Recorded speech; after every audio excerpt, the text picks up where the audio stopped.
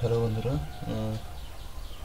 আজকের এই ভিডিওতে আমি তোমাদের ক্লাস 10-এর বৃত্তস্থ চতুর্ভুজ সংক্রান্ত উপপাদ্য এই চ্যাপ্টারের একটা প্রবলেম নিয়ে ডিসকাস করব এই ভিডিওতে।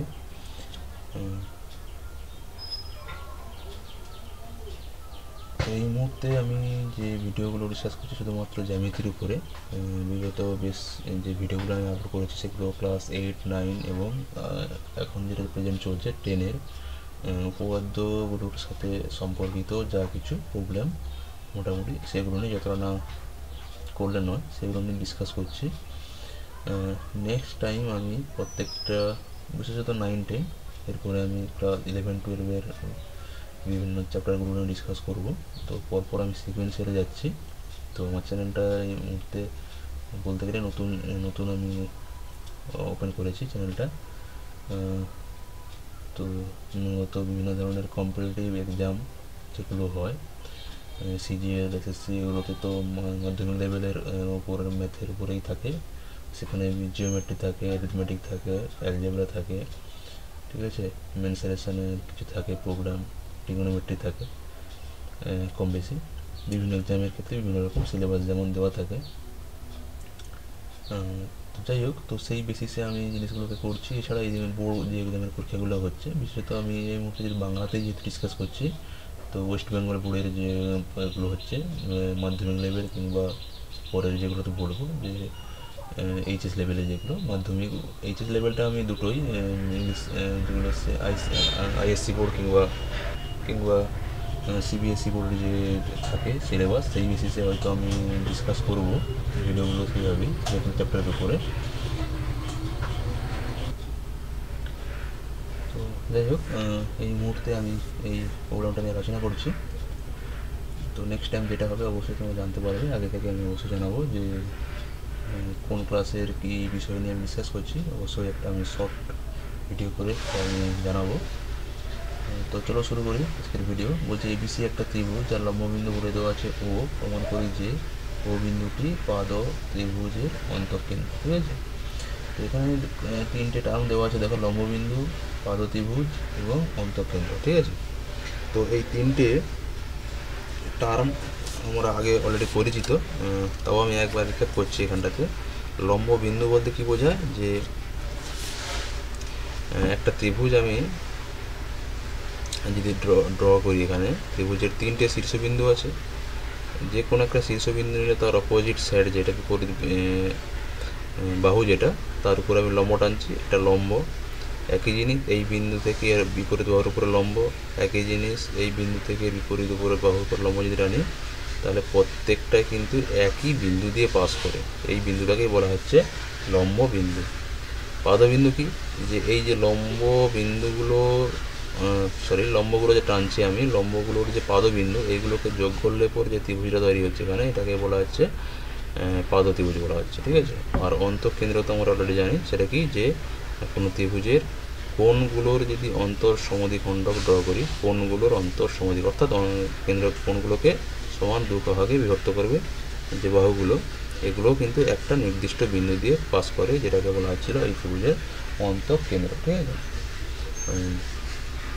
তো যাই হোক, এই তিনটে টার্মস রিলেটেড এই প্রবলেমটা দেওয়া আছে, আমরা সেটা নিয়ে ডিসকাস করবো এই মুহূর্তে। আগের যে ভিডিওগুলো আমরা করেছি, যে উপপাদ্যগুলো ডিসকাস করেছি, সেগুলোর সাথে অবশ্যই সম্পর্কিত। তো চলো শুরু করি। আমি ড্র করছি আগে, যে এবিসি একটা ত্রিভুজ আমাকে বলে দেওয়া আছে। তো আমি এখানে ত্রিভুজ একটা ড্র করলাম আগে, এইটাকে ধরলাম এ বি, একটা সি ত্রিভুজ, যে কোনো ত্রিভুজ।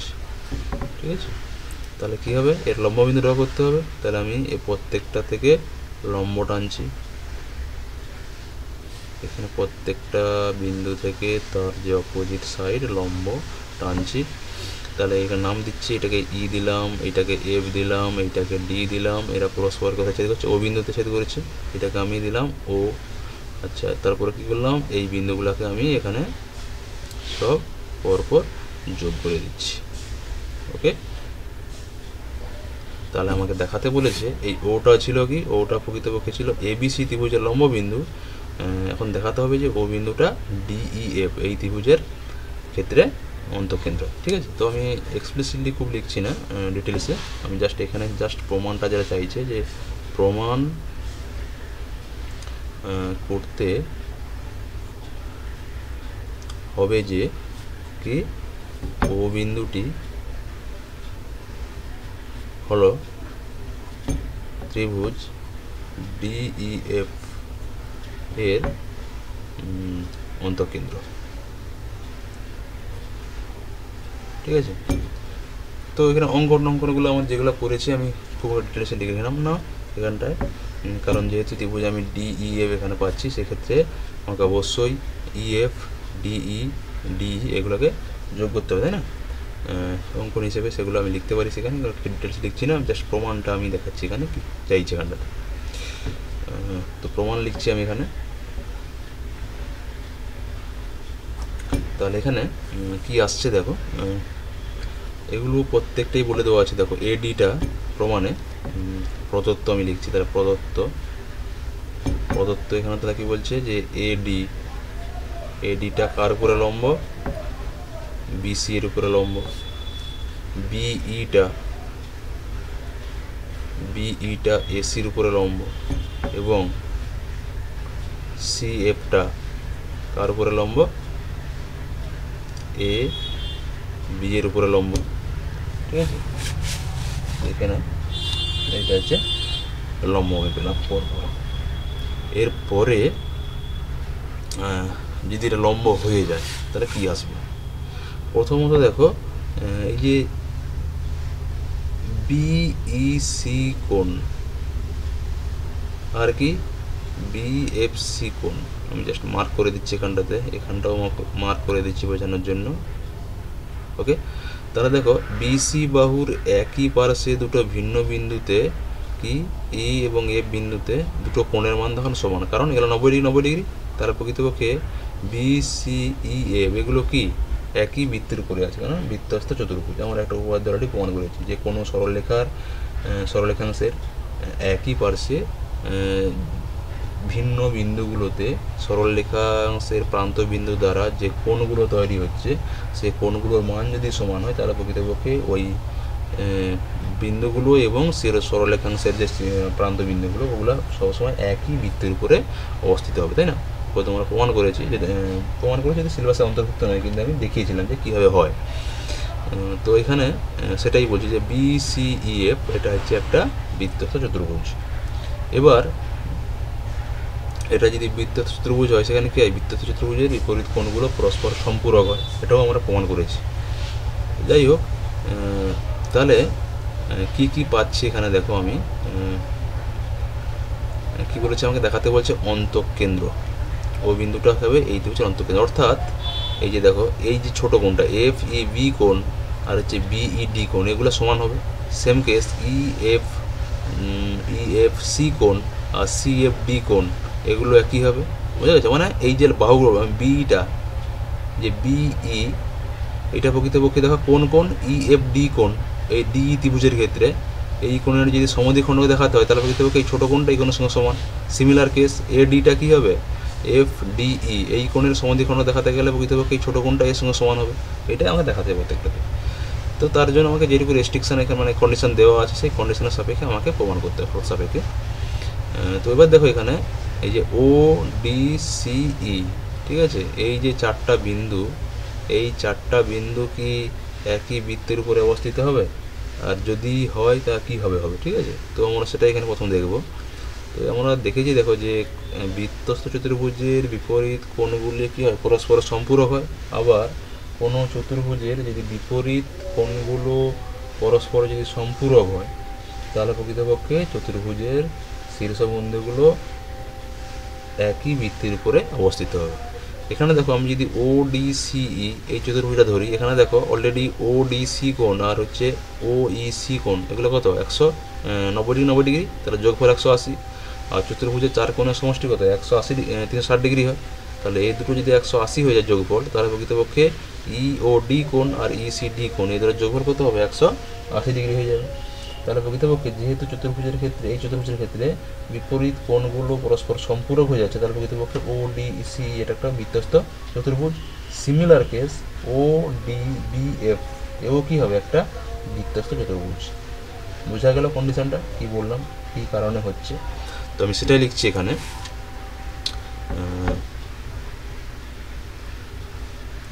এখানে ও ডি সি কোণ প্লাস ও ই সি কোণ equal to 180 degree.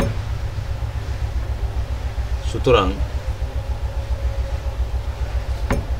O D C E চতুর্ভুজের কোন কোন কোণ? ডি ও ই কোণ প্লাস ডিসিই কোণ, এটাও কত হবে? 180 ডিগ্রি। অতএব ও ডি সিই হলো বৃত্তস্থ চতুর্ভুজ। এখানে কারণ লিখে দাও, যেহেতু কোনো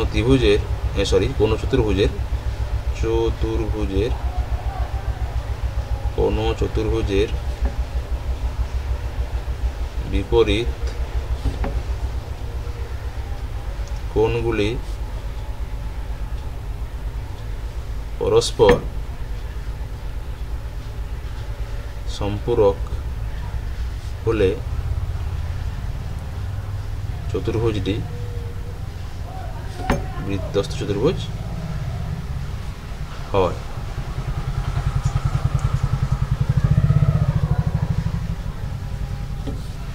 ঠিক আছে, এটাই হচ্ছে স্টেটমেন্টটা এখানে।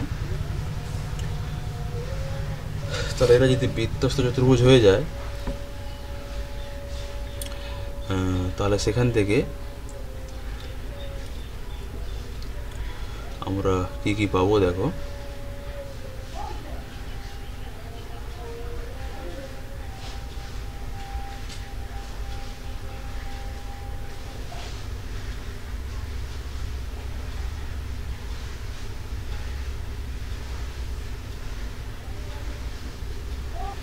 তো একইভাবে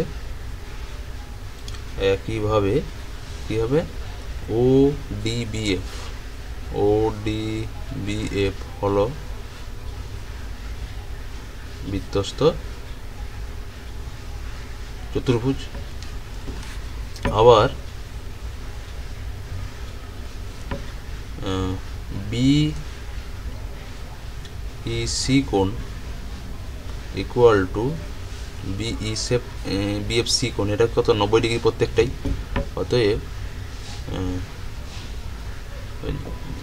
যেহেতু বিসি বাহুর একই পার্শ্বে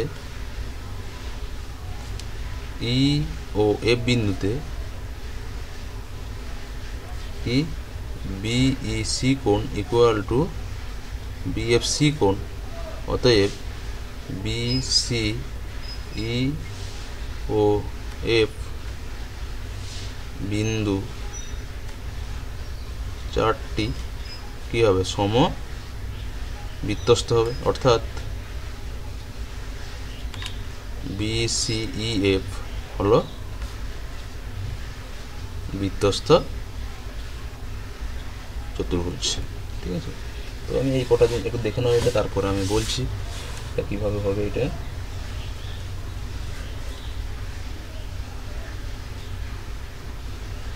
ওকে, মাঝে মধ্যে ভিডিওটা স্টপ করে আবার রিস্টার্ট করতে হবে, কারণ কিছু নয়েজ লেভেলকে নেগেট করার জন্য। তাই মাঝে মাঝে তাই একটু হয়তো সমস্যা হচ্ছে বা নয়েজ চলেও আসছে অনেক সময়, কারণ এবারে নিচে বিভিন্ন ধরনের আওয়াজগুলো সেগুলো চলে আসছে। কারণ আমি যে জায়গাটাতে ভিডিও করি, এখানে জায়গাটা খুব একটা নির্জন নয়, চারদিকে একটু চলে আসে আওয়াজগুলো খুব। যাই হোক, যা বলছি এটা মোটামুটি বোঝা গেল। তো নেক্সট স্টেপে আমাদের কাজটা কী হবে? আমাদের টার্গেট তাহলে দেখাতে হবে, এটা হচ্ছে অন্তঃকেন্দ্র, অর্থাৎ কোণগুলোর সমদ্বিখণ্ডক হচ্ছে ডি ত্রিভুজের ক্ষেত্রে একটা হচ্ছে বি আর সিএফ আর হচ্ছে এডি, এগুলো প্রকৃতপক্ষে ডিইএফ ত্রিভুজের কোণগুলোর সমদ্বিখণ্ডক, এটা প্রমাণ করতে হবে। তো এখানে দেখো ছবিতে যেহেতু আমি বলছি এগুলো একটা বৃত্তস্থ চতুর্ভুজ, তাহলে বৃত্তস্থ চতুর্ভুজের ক্ষেত্রে কি হয় যে কোনো যদি আমি একটা বৃত্ত চাপ নিই, তাহলে সেই বৃত্ত চাপের একই পার্শ্বে যে বৃত্তাংশস্থ কোণ যেগুলো, তাই না, সেই কোণগুলোর মান কি হয়, ইকুয়াল। আমরা সেই কনসেপ্টটাকে এখানে কাজে লাগাবো। আমি যে প্রথমে ধরলাম, দেখো BCEF, এই যে BF বৃত্তচাপ দ্বারা যে কোণগুলো তৈরি হচ্ছে, দেখো বৃত্তাংশস্থ কোণ কি কি, BEF কোণ, আর হচ্ছে এখানে BCE কোণ, ঠিক আছে। এই সরি, কোনটার সঙ্গে কোনটা সমান হলো এখানে, BE এইটা, আর হচ্ছে BCF কোণ এইটা সমান হচ্ছে, তাই তো। এই কোণটা, ছোট কোণটা, এই কোণের সঙ্গে এই কোণটা সমান হচ্ছে। কোণটা বললাম এইটা। যদি আমি বৃত্তচাপ এখানে ড্র করি, তাহলে প্রকৃতপক্ষে এই BF দ্বারা যে বৃত্তচাপ তৈরি হচ্ছে, সেই বৃত্তচাপের উপরে এই কোণ এগুলো কি পরিদিষ্ট কোণ বা বৃত্তস্থ কোণ, এগুলো কি সমান হবে। একই জিনিস আবার বলছি, দেখো ODC এটা হচ্ছে বৃত্তস্থ চতুর্ভুজ, তাহলে প্রকৃতপক্ষে OD দ্বারা যে বৃত্তচাপ তৈরি হচ্ছে এখানে, এই বৃত্তচাপের একই পার্শ্বে দেখো কোণ হচ্ছে, এই কোণের সঙ্গে কোণ সমান হবে, এই ছোট কোণটার সঙ্গে এই কোণটার সঙ্গে কোণটা হবে, দেখো এই কোণটা আসবে, সেই একই কোণ। আমি এটা ওভাররাইট করছি এটাকে। তাহলে এখানে দেখো কী হলো, তাহলে এই কোণের সঙ্গে এটা সমান, আবার এই কোণের সঙ্গে এটা সমান, তাহলে কী হচ্ছে, এই কোণের সঙ্গে এই কোণ ইকুয়াল হবে, ওটাই এখানে আমি লিখব। তাহলে আমি এখানে করছি যে তাহলে প্রথমে হচ্ছে এই ত্রিভুজ BF যে দ্বারা সৃষ্ট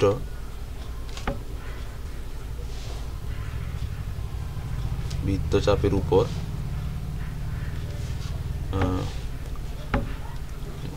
আন্ডারলাইন করে দিচ্ছি এখানটাতে, কোন BEF কোণ এটা ইকুয়াল টু BCF কোণ। এখানে আমি স্টেটমেন্ট লিখছি যে একই বৃত্তাংশস্থ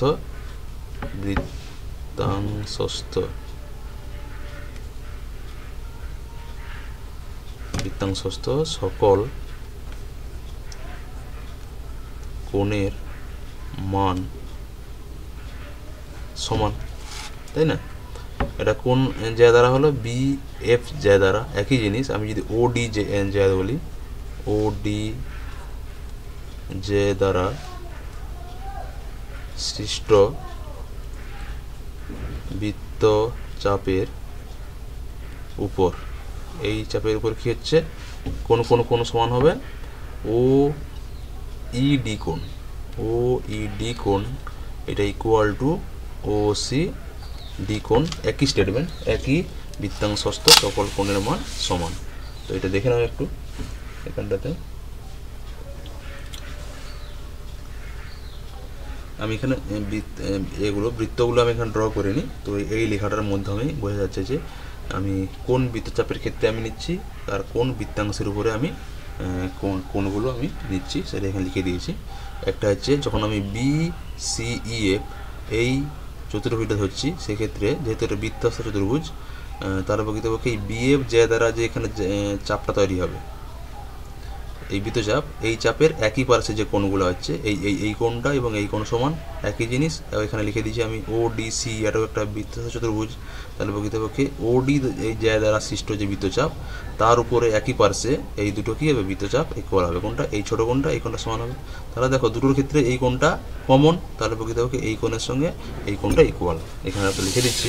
অতএব আমি তাহলে কী পেলাম, দেখো এখানে OCD কোণ, দেখো OCD কোণ যা BCF কোণ একই জিনিস, তাই না। আমি এখানে লিখে দিচ্ছি OCD this equal to BCF কোণ। অতএব আমি এখানে লিখতে পারি কোণ ইকুয়াল টু, দেখো OED কোণ, এটা যা হচ্ছে প্রকৃতপক্ষে বিইডি কোণও একই হবে, তাই না? কারণ বিওই একই রেখে আছে, অতএব বিইডি কোণ এটা যা হচ্ছে এই দিক থেকে বিইএফ কোণটাও একই হচ্ছে। এখানে বোঝা গেল কিনা দেখো, জাস্ট নামগুলো একটু চেঞ্জ হবে এখানটাতে, কারণ যেভাবে আমাকে বলেছে আমাকে দেখাতে হবে যে বিইটাই প্রকৃতপক্ষে সমদ্বিখণ্ডিত করছে এই কোণটাকে, তো সেই জন্য আমি এই নামগুলোকে ও ইডিটাকে আমি না লিখে বিইডি লিখছি। আর এটা তো বিইএফ তো ছিলই, দুটো কোণ তাহলে এখান থেকে আমার ইকুয়াল হয়ে যাচ্ছে এই কেসটা, ঠিক আছে? দেখে নাও এটা। নেক্সট পেজে আমি যাব।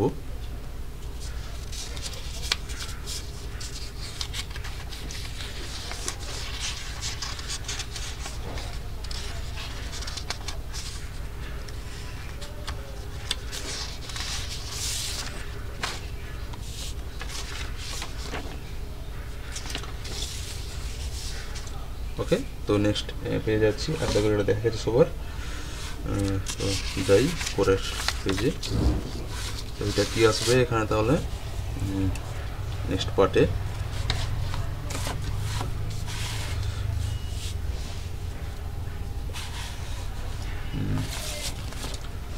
ছবিটা আরেকবার দেখে নাও।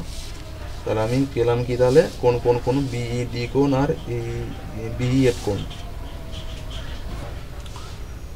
ওকে, তাহলে আমি পেলাম এখানে বিইডি কোণ, ছবিতে দেখে নাও বিইডি কোণ আর হচ্ছে বিইএফ কোণ, অর্থাৎ কোন তাহলে প্রকৃতপক্ষে ডিইএফ ত্রিভুজের ক্ষেত্রে কোনটা এই যে কোণটা ডিইএফ কোণটা প্রকৃতপক্ষে বিই দ্বারা সমদ্বিখণ্ডিত হচ্ছে। এই লাইনটা আমি লিখে দিচ্ছি।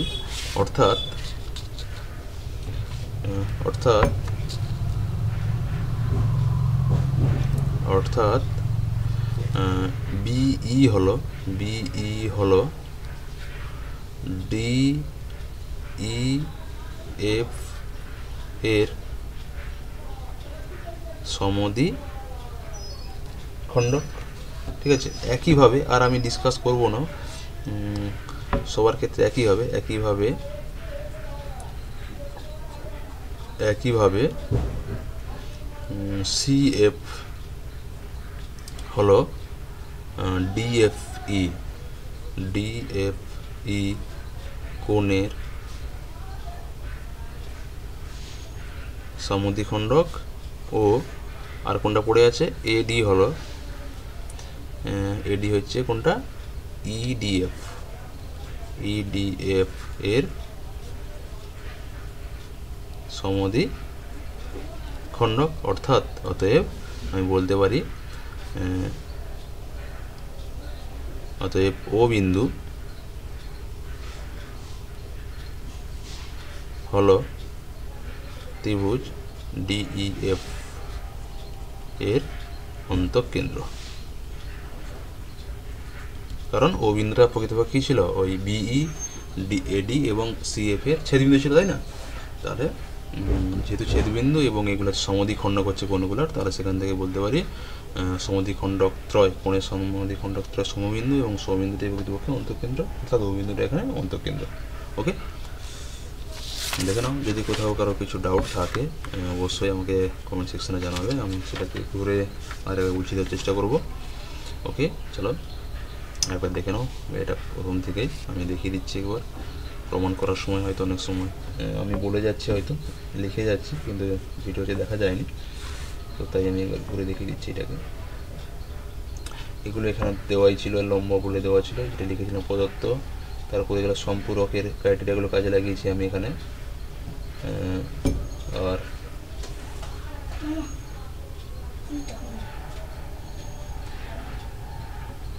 তারপরে কী হবে, এগুলো হচ্ছে প্রত্যেকটাই সম্পূরক হয়েছে, সম্পূরক হওয়ার কারণে বৃত্তাস্ত চতুর্ভুজ হয়েছে। এগুলো এই তিনটে বৃত্তাস্ত চতুর্ভুজ পেয়েছি, সেগুলোকে কাজে লাগিয়ে আমি দেখিয়েছি যে এই যে বিটা হচ্ছে প্রকৃতপক্ষে এফইডি কোণের সমদ্বিখণ্ডক। একই কেস, একই রকমভাবে আমি এখান থেকে এডি এবং সিএফ এগুলো প্রকৃতপক্ষে এই যে বাকি যে কোণগুলো আছে তাদের কী হবে, সমদ্বিখণ্ডক হবে, ঠিক আছে? তো আমি সেগুলো প্রমাণ ইজিলি করতে পারবো। তো তাই আমি এগুলোকে একইভাবে লিখে দিচ্ছি, কারণ একই জিনিস বারবার রিপিট হবে লিখতে, তো প্রমাণের ক্ষেত্রে যখন করা হয় যে কোনো একটা প্রমাণ করে যেহেতু সিমিলার কেস আমরা একইভাবে লিখে দিই, তো সেটা এখানে করা হয়েছে। ওকে, থ্যাংক ইউ। নেক্সট ভিডিওতে নেক্সট কোনো প্রবলেম নিয়ে আমরা ডিসকাস করবো।